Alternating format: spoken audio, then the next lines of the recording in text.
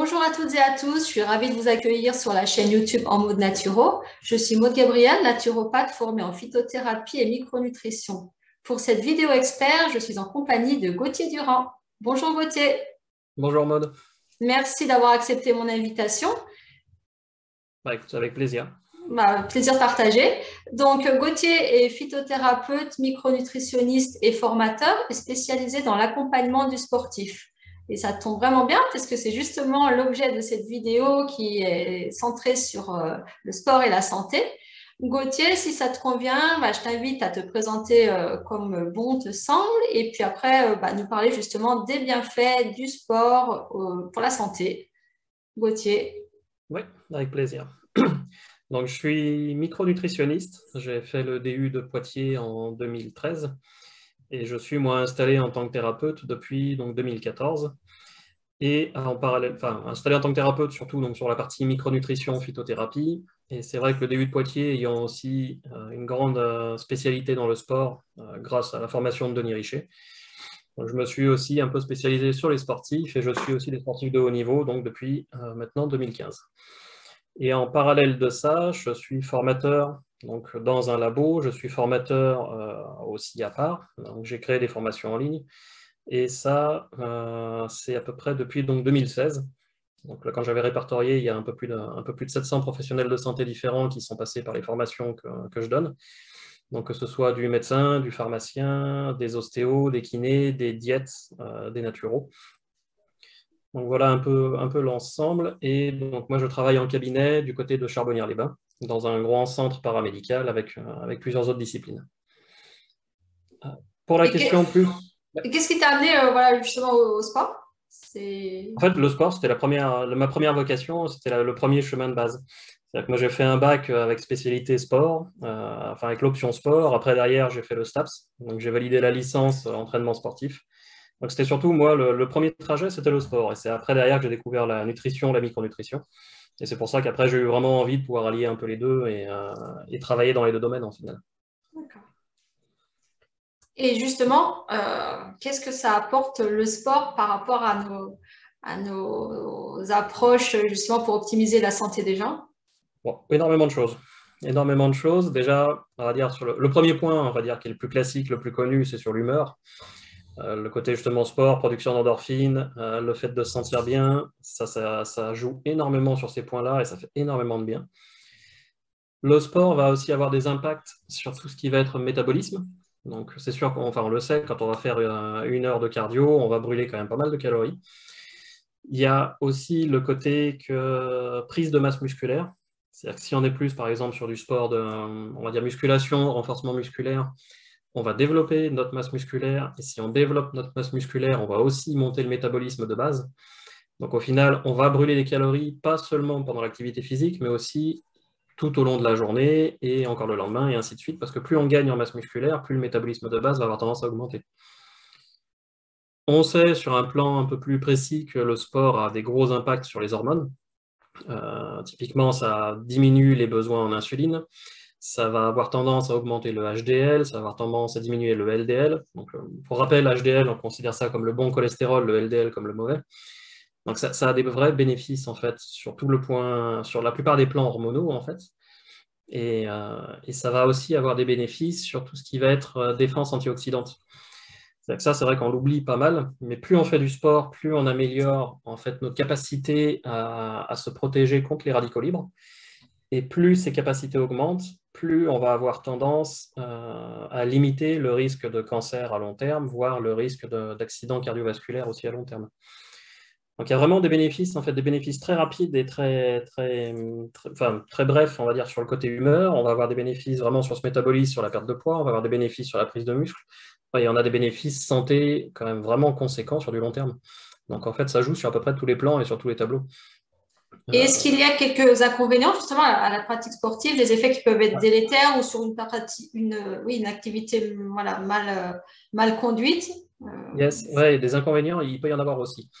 En gros, toute pratique sportive va avoir tendance à faire monter un petit peu le cortisol. Le cortisol étant l'hormone du stress. Quelqu'un qui est très haut déjà de base en cortisol, donc qui est très stressé en permanence, cette montée, en fait, peut faire s'emballer, on va dire, un petit peu les surrénales et le retrouver en hypercortisolémie permanente. C'est quand même des cas assez peu fréquents, mais c'est des choses auxquelles il faut penser. C'est-à-dire que si on a tendance à stresser énormément, le sport, ça peut peut-être aggraver un peu le système tant qu'on n'a pas traité, on va dire, vraiment la base. Même chose pour les personnes qui sont très très fortes surpoids. Quand il y a beaucoup de surpoids, le cortisol a tendance à être déjà assez haut et des activités physiques très intenses, ça risque de les faire monter encore plus et d'emballer un peu le système, ce ne serait pas forcément idéal. Donc, petit point, on va dire, petit inconvénient, chose à réfléchir, mais en même temps, de l'autre côté, on fait rarement faire du sport à très très haute intensité à quelqu'un qui est en énorme surpoids ou à quelqu'un qui est déjà au bord de la rupture. Donc, c'est déjà des choses généralement en salle de sport dont on prend en compte et sur lesquelles on fait attention. Deuxième point important, par contre, on va dire en inconvénient, c'est ce qu'on appelle le phénomène d'ischémie-reperfusion. Donc ça, il faut que je précise un petit peu. En gros, quand on est au repos, les muscles sont très peu irrigués. C'est-à-dire que l'essentiel du sang va être au niveau des intestins, des viscères, et va être au niveau du cerveau.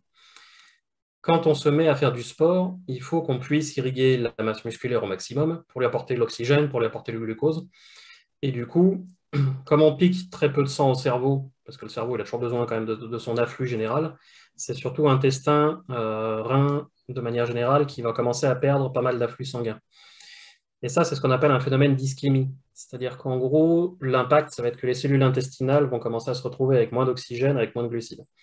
Ça, l'intestin apprécie déjà moyennement.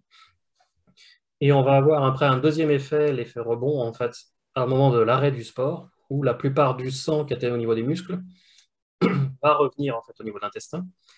C'est un sang qui est très chargé en oxygène, et cet oxygène-là, une partie va se transformer en radicaux libres et va attaquer les cellules intestinales. Et du coup, le pauvre intestin a déjà eu une privation d'oxygène et une privation de glucose au début, et il se retrouve avec un surplus et un surplus de radicaux libres à la fin.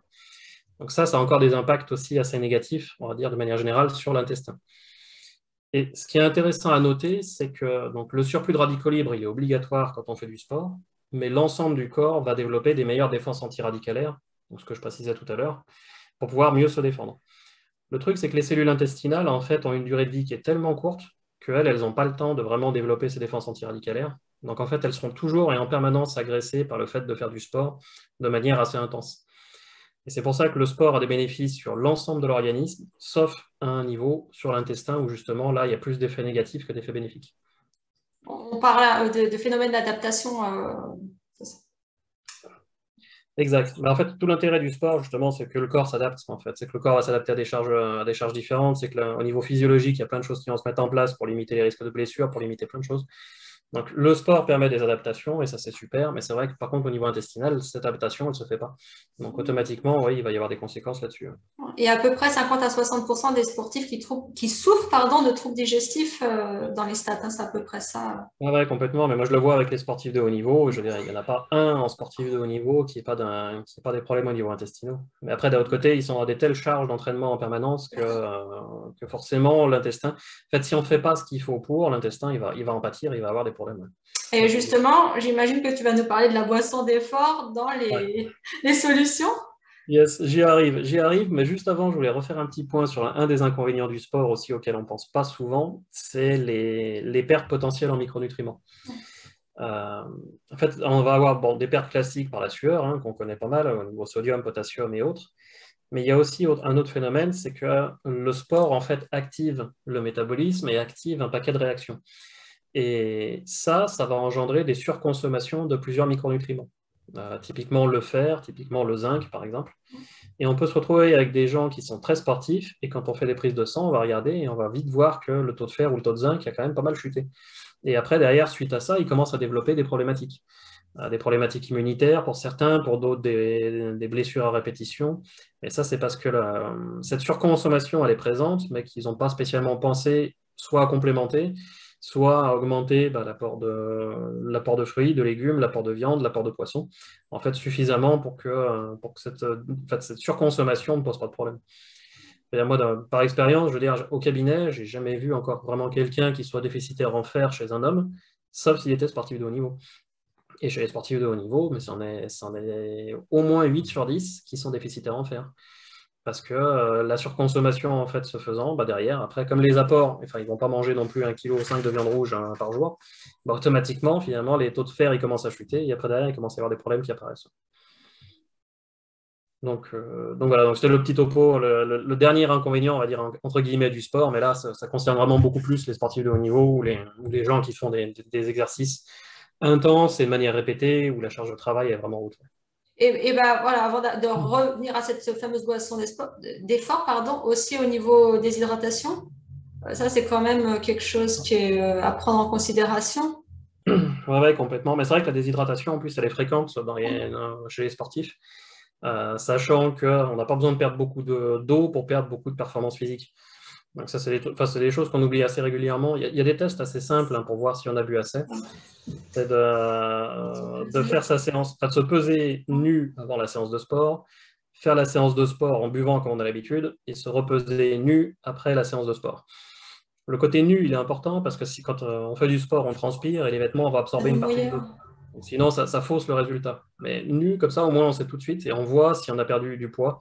Si on a perdu beaucoup de poids, c'est qu'on n'a pas bu assez. Et là, il n'y a pas de doute, on a transpiré beaucoup plus que ce qu'on a avalé et finalement, ça ne marche pas.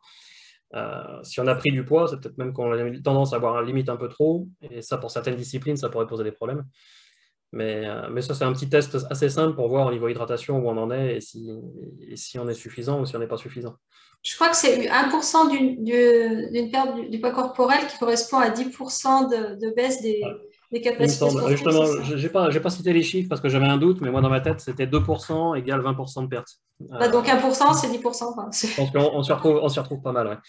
Parce que c'est pas Dans tout à ma fait tête, j'ai une proportionnel. image, je m'imagine dans les vestiaires, amener la balance nue, peser avant, après. Non, mais voilà, j'aime bien rigoler, donc là, voilà, je partage toujours généreusement mes idées un peu farfelues, mais donc voilà, c'est peut-être plus pour un running de se peser avant, par exemple, de sortir et tout de suite en rentrant, voilà, quoi, en tout cas. Ouais, je pense qu'il vaut mieux. Ouais. Il Oui, vaut moi mieux. aussi.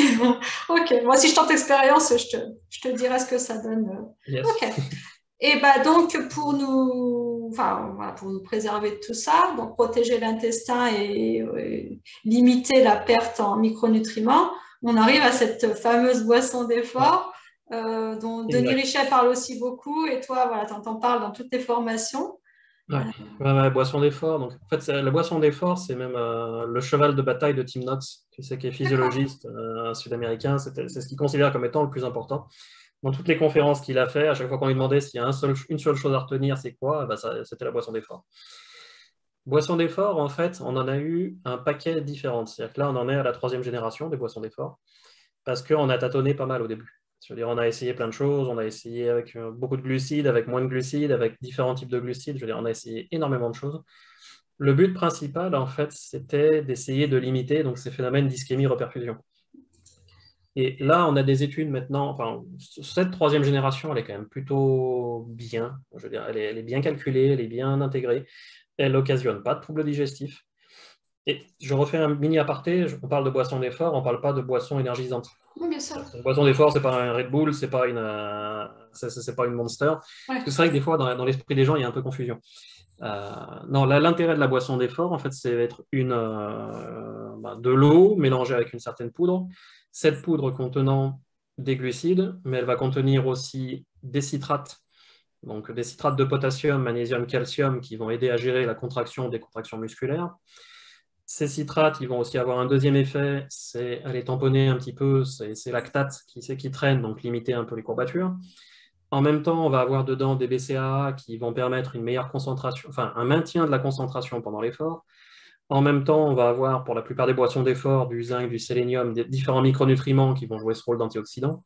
Donc en fait, c'est un complexe créé spécifiquement pour le sport, pour les contrecarrer tous les points un peu négatifs dont j'ai parlé au début et tous les inconvénients potentiels du sport. Et la boisson, c'est vrai qu'elle a été testée en fait, donc chez pas mal de sportifs. Hein. On a des études qui montrent les phénomènes donc d'ischémie, reperfusion chez quelqu'un qui est sous placebo, donc avec juste de l'eau, ou quelqu'un qui est sous boisson d'effort. Et on voit des différences qui sont vraiment significatives. C'est-à-dire que les gens qui sont sous boisson d'effort ont moins de phénomènes d'ischémie, reperfusion, et même 12 heures après ont moins d'attaques antioxydantes, radicalaires, je veux dire, au niveau de l'intestin. Cette boisson d'effort, elle a été testée sur le cortisol et il y a des différences mais phénoménales. On est sur du 250% de différence entre les gens qui sont plutôt sous placebo et qui vont avoir des grosses montées de cortisol et des gens qui sont sous boisson d'effort qui vont avoir des montées beaucoup plus raisonnables. Et encore, même derrière, sur des phénomènes qu'on appelle l'open window phenomenon, donc le phénomène, enfin, le phénomène de la fenêtre ouverte, où on s'est rendu compte que des gens qui font des efforts assez violents ont tendance à à avoir des infections post-sport quand même beaucoup plus fréquemment. Donc aussi, cette boisson d'effort-là va limiter ces phénomènes d'infection post-sport. Donc après, en même temps, si on limite l'infection, on limite l'inflammation, en fait, on va limiter plein d'autres conséquences potentiellement néfastes. Donc on n'est pas que sur une boisson, on va dire, qui est pour la perf. On est vraiment sur une boisson qui est santé. Après, on s'en sert aussi, nous, pour la performance, parce qu'on sait que plus le taux de glucides des sportifs diminue, plus les performances vont diminuer aussi. Et là, en fait, le fait de pouvoir en amener un peu régulièrement pendant la pratique sportive, ça permet d'avoir toujours des taux de glucides qui soient quand même encore assez hauts, donc de maintenir des performances qui soient meilleures. Donc voilà, donc il y a vraiment ces deux phénomènes-là, mais moi j'insiste beaucoup vraiment plus sur le côté santé, même de manière générale, parce que c'est vrai que s'il n'y a pas de boisson d'effort et qu'il y a du sport de manière régulière, et ben, au fur et à mesure des mois et des années, ça va commencer à avoir des conséquences. Et cette boisson, tu la conseilles à partir de quel temps d'activité physique et quelle intensité? Parce que c'est vrai que c'est pas pareil si on fait du yoga, si on fait Ouais, un exact. RPM, voilà, les choses comme ça. Généralement, moi, au cabinet, je veux dire, je vais la conseiller à partir d'une demi-heure d'effort. D'accord. Une demi-heure d'effort à des intensités à 70% de VO2, D'accord. à peu près. Mmh. Parce que je trouve qu'en dessous, en fait, il n'y a pas un grand intérêt. Parce que ça, en fait, on est obligé de reprendre un peu aussi la base du sport. C'est-à-dire que tout exercice d'endurance va consommer plutôt des lipides. Et tout exercice, on va dire un peu intense, va plutôt consommer des glucides. Donc, quelqu'un qui mange à peu près normalement et qui fait des exos très doux, je pense par exemple yoga, assez tranquille et en mode détente, il va consommer ses lipides, les glucides qu'il a en réserve vont pouvoir lui servir comme antioxydant. Il n'y a pas forcément une grosse utilité à mettre une boisson d'effort. Mais dès que déjà on atteint 70% de VO2 max, bah, une partie des glucides sont utilisés pour l'effort et du coup, bah, on n'en a peut-être plus assez pour le côté antioxydant. Donc, il va y avoir des répercussions sur l'intestin. Donc, voilà. Donc, moi, c'est du à peu près, hein, mais 70% de VO2, je trouve que ça commence à être intéressant de la mettre. Et si c'est 70% de VO2 sur 10 minutes, les réserves de glycogène, elles feront l'affaire, il n'y a pas spécialement besoin. Si ça commence à toucher une demi-heure ou un peu plus, là, ça vaut le coup de la mettre. D'accord. Et est-ce qu'il y a voilà, comment dire, tu vas nous donner des conseils pour choisir les boissons d'effort? Parce que c'est vrai que les taux de glucides, ils sont plus ou moins bien supportés, tolérés digestivement. Donc déjà, s'il y a une compète, c'est vrai que l'idée, c'est de faire des essais avant. Mais d'une manière générale, quelqu'un qui veut, voilà, se dit, voilà, a compris l'intérêt, vient d'écouter cette vidéo totalement géniale, se dit, bah tiens, effectivement, moi, il faut voilà, que j'achète une boisson d'effort, à quoi il faut faire attention? Est-ce Alors, que tu as des conseils? ouais. On va dire déjà, tu vois, la quantité de glucides, parce que on va dire, on a des chiffres qui se recoupent, enfin, qui sont à peu près dans la même fourchette. On sait qu'on ne peut pas consommer en moyenne plus de 40 grammes de glucides exogènes par heure. Donc en gros, ça veut dire qu'on ne peut pas apporter plus de 40 grammes par heure. Donc, je dis on a des chiffres, c'est une moyenne parce qu'on a certaines études qui montrent 40, d'autres qui montrent 50, mais en gros, on est toujours un peu dans ces eaux-là. C'est-à-dire que si on prend une boisson d'effort qui va amener 80 grammes de glucides par heure, ça ne va pas le faire. Ça ne va pas le faire parce que déjà, ça va faire beaucoup trop de glucides. Donc, ça ne va pas être assimilé par l'intestin. Et en plus, après, derrière, ça va engendrer des effets secondaires, des réactions, voire des fortes diarrhées. Et ça, c'était même les tests. Donc, ça, c'était les boissons d'effort de deuxième génération. Parce que, je disais, on a eu plusieurs générations. Deuxième génération, on s'est dit, on charge parce que c'est ça qui est important. Et on s'est dit, oula, ça va pas bien, c'est encore pire. Donc, c'est pour ça qu'on en est revenu. Et quand on a fait ces calculs-là, on s'est dit, ah ben, ok, maintenant, on comprend pourquoi ça allait pas. Donc, ce n'est pas des trucs qui sont non plus extrêmement sucrés. Mais ça reste quand même déjà pas mal, hein, 40 grammes par heure. Mais voilà, donc quoi qu'il arrive, si on regarde une boisson d'effort, si on trouve que c'est plus chargé 40 grammes par heure, ça va faire plus de dégâts qu'autre chose. Si on voit qu'on n'a pas ou peu de potassium, magnésium, calcium, en fait, on va perdre une partie des avantages de la boisson. En fait. S'ils ne sont pas mis sous forme de citrate, on va perdre une autre partie des avantages. Donc voilà, donc après, tu vois, c'est une combinaison de plusieurs trucs. C'est pour ça que moi, il y a des labos avec lesquels je bosse, sur lesquels je recommande pas mal leur boisson d'effort. Et c'est beaucoup plus simple que d'essayer de la créer soi-même en plus, parce qu'après derrière, entre les différents équilibres sur les différents types de glucides, c'est aussi assez galère à faire. Donc généralement, il vaut mieux l'acheter dans des labos un peu spécialisés. Ouais. Ok. Et tu conseilles voilà, de boire selon la soif, parce que c'est vrai que nous, au sport, on est dit tout le temps, enfin en salle, donc buvez que des petites gorgées, sinon voilà, ça va être la catastrophe, vous allez tout vomir. Voilà, Donc, qu'est-ce que tu conseilles, toi? Bah si, non, si, moi je suis plus aussi sur des petites gorgées. Après, la question, tu vois, ça va revenir en fait à ce phénomène-là je disais au début, il faut se peser pour savoir exactement combien on perd, parce qu'on est tellement tous différents. Je veux dire, mais il y a des gens d'un mètre 70, 70 kilos qui vont perdre en 1 heure de sport 1 litre, et il y a des gens de 1 mètre 70, 70 kilos qui vont perdre en 1 heure de sport 30 centilitres. Je veux dire, c'est phénoménal de voir cette différence-là. C'est en partie lié à la génétique, c'est en partie lié à pas mal de facteurs, au fonctionnement thyroïdien par exemple, à plein de choses. Donc, on ne peut pas donner, tu vois, une règle basique avec 1 heure à tel niveau, il faut absolument tant, quoi. Je veux dire, il faut mesurer par rapport à soi-même. Et en plus, je veux dire, ça risque de changer. Parce qu'encore une fois, donc, si on est plutôt tendance à être proche de l'hyperthyroïdie, on a tout le temps chaud, on va monter vite en température, on perd plus facilement de la flotte. Et si on régule ça et que ça se remet d'aplomb, eh ben, on va se mettre à perdre beaucoup moins d'eau. Donc, du coup, dans les prochains effets de sport, il faudra plutôt descendre la dose. Donc, tu vois, c'est tellement variable qu'il n'y a pas de chiffre clé ou de chiffre fini, quoi. On se fie d'abord au ressenti, on revérifie au niveau du poids que le ressenti était pas mal. Et si c'est bon, on continue comme ça. Et si c'est pas bon, on change, quoi. Bah, là, du coup, pour prolonger un petit peu autour de la boisson, maintenant on va venir à la nourriture. Voilà, il y a des questions. Enfin, à quoi il faut faire attention au niveau des apports? Est-ce qu'il y a vraiment des choses à mettre de manière plus conséquente dans l'assiette? Et puis après, je vais te poser une question qui est vraiment the question, qui revient à peu près partout dès qu'on commence d'aborder le sujet du sport. Intérêts et inconvénients de l'entraînement à jeun. Voilà. Yes, ok. Donc plutôt, on va dire sur la partie qu'est-ce qu'il faut consommer en plus. De manière générale, donc on va faire du sport, ça va encore une fois dépendre du type de sport, hein, mais si on est sur du sport plutôt léger, on a quand même un peu ces phénomènes d'ischémie reperfusion, on a intérêt à augmenter les doses de légumes pour avoir aussi des doses d'antioxydants de manière intéressante. Si on est sur des sports plus de force, on va dire un peu plus bourrin, un peu plus intense, on casse de la fibre musculaire. Si on casse de la fibre musculaire, il faut aussi avoir donc l'apport protéique derrière pour pouvoir reconstruire de manière plus costaud. Apport protéique qui, pour pouvoir être assimilé, a forcément besoin aussi de glucides avec. Donc, prendre un shaker de protéines, 90% de protéines dedans, sans rien d'autre, ça sert généralement pas bien à grand-chose. Il faut forcément notre dose de glucides pour pouvoir bien l'assimiler. Donc après, derrière, au choix entre les préférences de chacun, ça peut être un bon morceau de viande avec des pommes de terre, par exemple, pour le côté glucidique. Pour d'autres, ça va être plutôt des protéines végétales qui sont déjà riches en glucides de base. Peu importe, mais il va falloir s'assurer aussi que cet apport protéique soit régulier et qu'il soit au-dessus du niveau de maintien. Parce que si on se mange juste la même quantité de protéines que d'habitude, il y a de fortes chances que les fibres cassées n'arrivent pas à se reconstruire forcément plus grosses, plus grandes et plus. Donc on perd en fait tout l'intérêt de faire ça, quoi.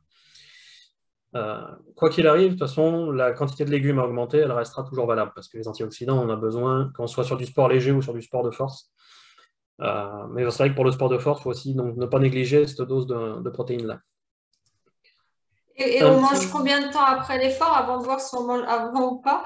Alors, ouais, ça c'est important aussi. Parce que comme l'intestin, voilà, il est reperfusé, à peu près c'est dans l'heure qui suit. Donc si on mange tout de suite après beaucoup de crudités, je pense qu'on va assez décaper l'intestin qui est déjà pas hyper en forme à ce moment-là. Donc qu'est-ce que... Complètement. En fait, c'est un peu ce qui est perturbant, c'est que dans les études, en fait, on a montré que dose de glucides égale, tu vois, deux personnes qui font, je crois que les études, c'est du 3 fois 500 mètres en course rapide. Et chacune de ces personnes-là, on leur avait donné l'équivalent de, je crois que c'était 400 grammes de glucides sur 24 heures. Et il y avait un groupe qui avait attaqué ces 400 grammes de glucides juste post-entraînement, et un groupe qui avait attaqué 1 heure et demie après. Et on mesurait, tu vois, les taux de glycogène musculaire à la fin des 24 heures. Et en fait, le groupe qui avait attaqué les glucides plus tard avait des niveaux de glycogène qui étaient moins élevés, alors qu'ils avaient eu la même dose de glucides au final. Et parce qu'il y a plein de phénomènes en fait, qui se mettent en place au moment du sport qui vont permettre aux glucides de re-rentrer facilement dans les muscles pour recréer les stocks. Ces phénomènes-là, ils ne durent pas non plus éternellement, je veux dire, ça dure 30 minutes, 40 minutes à peu près. Donc il y a un intérêt à avoir un apport glucidique juste post-effort. La plupart des gens ne peuvent pas manger. Donc après, ça peut être un apport glucidique par boisson d'effort, ça peut être un apport glucidique par enfin, je veux dire, par exemple une brique de jus de raisin ou autre, ça pourrait aussi faire l'affaire. Ouais. Mais il y a vraiment un intérêt en fait à directement essayer de recoller des glucides dans le système musculaire pour gagner en fait rapidement en glycogène et en fait optimiser, on va dire, la récupération post. Ok. Mais c'est sûr que oui, tu as raison, c'est manger des crudités juste après l'effort. Déjà, de 1, pour la plupart des gens, ça passe pas. Et de 2, si jamais par miracle ça passe, c'est l'intestin qui va en pâtir sévèrement. Donc, Mais après, c'est des petites erreurs, mais voilà, c'est répété. C'est vrai que les gens ne comprennent pas ouais, trop pourquoi ça ne se passe pas bien au niveau intestinal alors qu'ils font du sport pour la santé. Enfin, voilà, les personnes ne sont pas forcément toutes les informations nécessaires. c'est sûr. Puis si c'est fait de manière répétée, ça fait monter l'inflammation de manière répétée. Et puis quand l'inflammation monte au niveau de l'intestin, ça met le bazar dans la flore intestinale. Et puis après, derrière, il y a des impacts sur le cerveau et des impacts un peu de partout. Donc c'est sûr que c'est pas anodin. Ouais. C'est pas Et en anodin. plus, quand il y a plusieurs entraînements dans la journée, quoi. En plus, ouais, complètement. Parce C'est que pour ça, ça que les c'est... sportifs de haut niveau, c'est vraiment un monde à part aussi après derrière avec les entraînements biquotidiens. Je ne détaille pas spécialement dans cette vidéo-là parce que Non, c'est bien pas, sûr. c'est pas Non, mais éthique, même en mais ça, voilà, des amateurs comme moi, c'est pas rare que des personnes voilà, qui ont des jours de repos elles vont en profiter à fond et faire 2, 3 cours dans la journée. Enfin, c'est... ouais, voilà. je Et comprends. donc, pour en revenir à cette question, entraînement à jeun, qu'est-ce que tu en Ouais. penses? Alors, pour moi, entraînement à jeun, c'est intéressant à partir du moment où on prend de la boisson d'effort. D'accord. C'est dangereux si on ne prend pas la boisson d'effort. Donc ça, c'est pour ça. Donc il y a vraiment deux points à part. Si en fait la plupart des gens qui font de l'entraînement à jeun, le but c'est de perdre de la masse grasse. Ça, je veux dire, c'est ce qui ressort, moi, quasiment à chaque fois quand on me pose la question. Si on fait cet entraînement à jeun sans du tout de boisson d'effort, on va commencer à brûler des lipides. Les taux de glycogène sont assez bas. Et derrière, donc, on a ces phénomènes d'agression oxydative dont on a parlé sur l'intestin, qui engendrent de l'hyperperméabilité intestinale, qui engendrent de l'inflammation, qui bloquent la perte de poids. Donc, très souvent, ce n'est pas très, très efficace sur la perte de poids, mais en plus, ça commence à mettre le bazar un peu de partout. Deuxième cas de figure, on fait l'entraînement à jeun, mais on embarque une boisson d'effort. Pendant le début de l'entraînement à jeun, on va laisser 5-10 minutes d'entraînement sans rien prendre, et puis au bout de 10 minutes, on commence à prendre cette boisson d'effort-là. L'apport glucidique ne va pas servir vraiment à la pratique sportive, parce que finalement, comme on est plutôt sur des entraînements qui sont doux d'endurance, on continue à brûler nos lipides. Mais cet apport glucidique-là va venir recharger les réserves de glycogène et va venir protéger l'intestin au maximum. Et là, à ce compte-là, tous les effets négatifs, on va dire, de l'entraînement à jeun, ils sont switchés par le fait d'avoir la boisson d'effort. Donc c'est pour ça que l'entraînement à jeun sans boisson d'effort, vraiment mauvais sur du long terme. Et ça, enfin, je veux dire, il y a toujours des exceptions, hein, il y a toujours des gens qui arrivent à l'encaisser et à ce que ça ne se passe pas trop mal, mais je veux dire, c'est vraiment des exceptions, quoi. Je veux dire, pour la plupart des gens, ça va poser beaucoup plus de problèmes que ce que ça va amener d'amélioration. Okay. Donc voilà tu vois, un peu le topo de ce qui ressort et de ce qui Et, avait et, été. et puis après, est-ce que tu peux nous toucher un petit mot justement par rapport comment dire, aux phénomènes de digestion qui peuvent impacter justement les perfs sportifs? Parce que c'est vrai que si on a un repas trop riche en lipides, bon, bah forcément, ça va être un peu lourd ou trop, la trop de crudité, ça va entraîner pardon, des troubles digestifs. Donc, voilà, Ouais, si ouais, tu peux. complètement. C'est vrai que en fait, c'est plus parlant avec une diapo, donc là, je l'ai pas sous la main. Je sais pas, à la rigueur, si on peut peut-être mettre un lien vers l'article en Oui, question oui, je mettrai dans la tout un tas description. de liens dans les commentaires de cette vidéo, mais voilà, si tu pouvais nous Parce en que c'est vrai que toucher. enfin, pour les gens, ce sera plus parlant avec une diapo, mais en gros, il faut faire attention au temps de transit des aliments dans l'estomac. C'est-à-dire que, enfin, ça, je pense qu'il y a pas mal de gens qui ont déjà dû expérimenter. Si vous mangez des sardines au repas de midi et que vous allez courir à 13 heures, ça va pas bien. Ça va pas bien du tout parce que ça pèse, ça peut remonter. Je veux dire, c'est une catastrophe. Donc, il y a des aliments qui restent très très longtemps au niveau de l'estomac. C'est sûr que c'est pas des trucs à manger juste avant d'aller faire du sport, quoi. Donc, je vais prendre dedans tout ce qui va être très gras, à savoir sardines, maquereaux, thon, saumon, la plupart des poissons gras. Donc, c'est des choses un peu à calculer et c'est pour ça que le schéma il est intéressant parce que ça mettait à peu près le nombre d'heures que chaque aliment mettait à passer l'estomac. Donc, en gros, si on est plutôt sur des légumes et sur des viandes maigres, en l'espace de 2 heures, c'est déjà passé l'estomac. Donc, c'est pas gênant de manger ça à midi et à 14 heures d'aller faire son sport. Et ainsi de suite. Donc voilà, donc après là, il y avait toute cette liste-là. Je pense que ce serait intéressant d'aller Oui, jeter un œil. je mettrai bien. Voilà, je pose cette question parce que Je pense à une amie voilà, du club, Marisa Duarte, à qui je fais un petit coucou. Notre passion, c'est le body combat. Et un jour, elle avait pris son goûter peut-être une heure avant. C'est parce qu'on est aussi à la notion de mélange alimentaire. Donc, elle avait pris café, yaourt et kiwi. Et vraiment, elle avait agonisé pendant tout le cours. Donc, voilà, ça m'a encore plus motivée pour faire proposer cette vidéo. C'est vrai qu'il faut penser aussi aux associations alimentaires. Ça peut être aussi quelque chose à prendre en considération. Bon, après, de toute façon, le mieux, c'est quand même comment dire, de prendre des conseils vraiment individualisés. Parce que chaque personne, comme tu disais, tu as dit plusieurs fois, est différente. La pratique sportive est différente. On a des métabolismes différents. On évolue aussi au niveau hormonaux selon les âges de la vie. Donc ça, je pense que c'est aussi hyper important par rapport à ça. Ouais, complètement. Et tu vois, moi, je le vois avec le suivi des sportifs de haut niveau, parce que comme on a tout âge, toute discipline, bah, à chaque fois, tu vois, on réajuste de manière différente pour chacun. Je crois pas que tu as un seul protocole, tu vois, qui soit complètement identique ou un seul programme alimentaire qui soit identique. Ah, bien sûr. Donc voilà, donc après, tu es toujours obligé de switcher. Et tu vois, sur des gens qui font de l'entraînement bicotidien, tu peux pas leur dire, bah, chez vous, les sardines, c'est interdit parce que de toute façon, on fait toujours du sport. Donc, tu te dépatouilles pour que, bah, à ce moment-là, ce soit sur un entraînement qui est un peu moins intense. Et bah, tant pis, il aura un peu de remontée pendant l'entraînement, mais de l'autre côté, j'ai besoin de lui apporter les oméga 3. Ah, Tu bien vois, tu sûr. es obligé de switcher, tu vois, après, de plein d'autres manières aussi. Voilà, mais après, ça se calcule et ça peut se faire. Ouais. Ok. Et est-ce que tu as pensé des choses à rajouter au niveau conseil, info? De toute façon, je mettrai bien les liens dans l'interview qu'on avait faite écrite sur mon blog. Ben, comme ça renverra au Ouais. visuel et puis à d'autres vidéos que tu as déjà mises en ligne. Sinon, voilà, au niveau Bah, des conseils, parce que ça, après, voilà. ouais, tu vois, je pense qu'il y a un conseil qui sera important, c'est ce côté, tu vois, trouble digestif. C'est dont on parlait avec les phénomènes d'ischémie-reperfusion, que les gens comprennent que c'est pas une fatalité. C'est pas C'est pas parce que parce tous que les copains de la salle ont ça que c'est normal parce qu'on fait du sport. Voilà, ouais, exact. Et puis c'est pas parce qu'on a ça que c'est trop tard et que la boisson d'effort elle sert plus à rien. En fait, la boisson d'effort elle limitera à nouveau ces phénomènes d'ischémie-reperfusion. C'est probable que ça règle pas le problème parce que si l'intestin est déjà perméable, c'est pas la boisson d'effort qui va le réparer. Mais il y a moyen après d'aller travailler dessus, d'aller travailler sur la muqueuse intestinale pour remettre ça d'aplomb, pour qu'après derrière on soit tranquille. Parce que moi, j'en ai vu un paquet des gens, tu vois, qui avaient développé l'hyperperméabilité juste à cause de ces phénomènes d'ischémie-reperfusion. Bah, le fait de mettre la boisson d'effort, ça évite que ça s'aggrave, mais c'est vrai que ça ne règle pas, quoi. Mais on peut quand même travailler dessus, on peut quand même régler ça. Donc, c'est vraiment, c'est pas foutu, c'est pas définitif. Et ça, c'est quelque chose aussi à intégrer, quoi, parce que après, derrière, c'est les traitements, enfin, le traitement.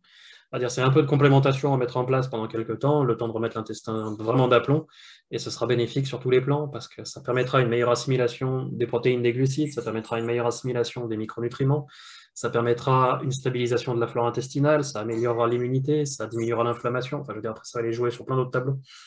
Mais voilà, enfin, j'ai eu aussi pas mal de monde donc, qui était persuadé que c'était foutu et que c'était cuit et que c'était raté. Non, c'est pas cuit, mais il y a un peu de boulot à faire dessus, mais ça se remet bien d'aplomb sans problème.